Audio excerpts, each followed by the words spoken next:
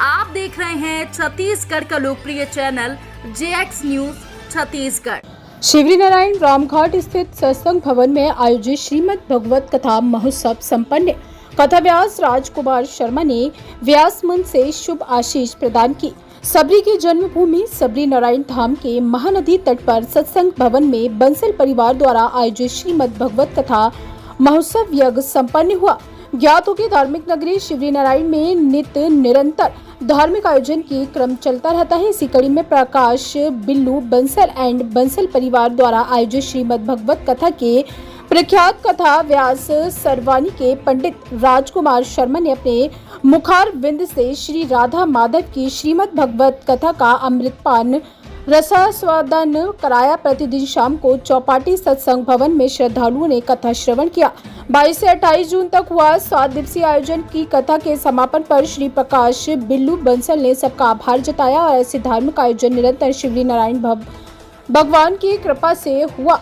Media को संबोधित करते हुए कथा व्यास राजकुमार शर्मा ने कहा कि सबको धार्मिक यज्ञ से जुड़कर रहना चाहिए। ये शिवरी नारायण धाम है, महानदी का उद्गम स्थल है। ऐसे पवित्र स्थान में श्रीमद् भगवत कथा की संगीतमय आयोजन अपने आप 1000 पुण्य के बराबर है। सबको भगवत सेवा में लगे रहना चाहिए। आत्मत शांति मिलती है, पुण्य की प्राप्ति होती है। भगवान की भक्ति से सबरी ने राम का दर्शन पाया। केवट ने राम का चरण पखार कर कुल परिवार को तारा। ऐसे ही श्रीमद् भागवत कथा पारिवारिक सुख शांति समृद्धि के मार्ग प्रशस्त करता है। सबको धार्मिक आयोजन से जुड़कर रहना चाहिए। भगवान की भक्ति से बढ़कर संसार में कोई मुक्ति की साधना नहीं है। नारायण भगवान के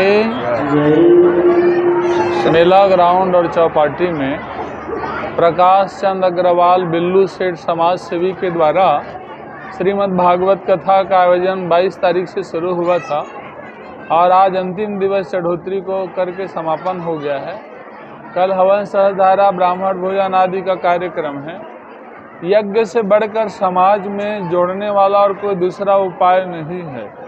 इसीलिए यदि समाज में शांति चाहिए, क्योंकि यज्ञ में कोई छोटा और कोई बड़ा नहीं होता, जो यज्ञ में आया है सब एक बराबर होते हैं और इसमें दीन दुखियों की सेवा की जाती है। इसीलिए ज़्यादा से ज़्यादा हर व्यक्ति को इस यज्ञ से जुड़ना चाहिए, जिससे समाज का सुधार होगा और उत्थान होगा। 4 प्रकार के सुख व्यक्ति चाहते हैं। पहले नंबर सुख चाहिए निरोगी काया। तो जो व्यक्ति कथा में जाकर कीर्तन नाच करते हैं तो उसका पूरे शरीर का एक्सरसाइज हो जाता है, इसलिए शरीर निरोगी हो जाती है। और दूसरे होता है घर में माया। तो पैसा सबको चाहिए। जो सत्संग से नहीं जुड़े हैं उसका पैसा मांस मदिरा शराब में उड़ता है, और एक आदमी सत्संग में जुड़ जाए तो उसका पैसा बचेगा तो घर में संपत्ति की वृद्धि होगी। क्योंकि सात्विक व्यक्ति को 1 पाव चावल में उसका काम चल जाता है, 1-2 रुपए में उसका पेट भर जाता है, लेकिन ज़्यादा मांस मदिरा से ही बर्बादी होती है। महाराज जी, सबरी नारायण की पावन भूमि कहा जाता है। महानदी किनारे में कथा श्रवण के अलग ही महत्व है, इस पर प्रकाश डालेंगे महाराज जी। घर में कराए 1 फल, नदी किनारे गौशाला में फल 4, नदी किनारे 100 फल और तीर्थ में 1000। शिवरी नारायण को तीर्थ भी कहा जाता है और धाम भी कहा जाता है।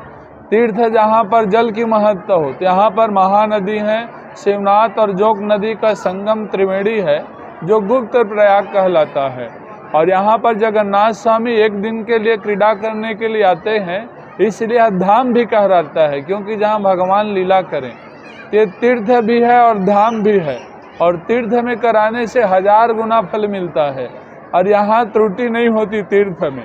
घर में कराएं तो कुछ न कुछ त्रुटि हो जाती है, इसीलिए जो भी यज्ञ अनुष्ठान तीर्थ धाम में ही कराना चाहिए।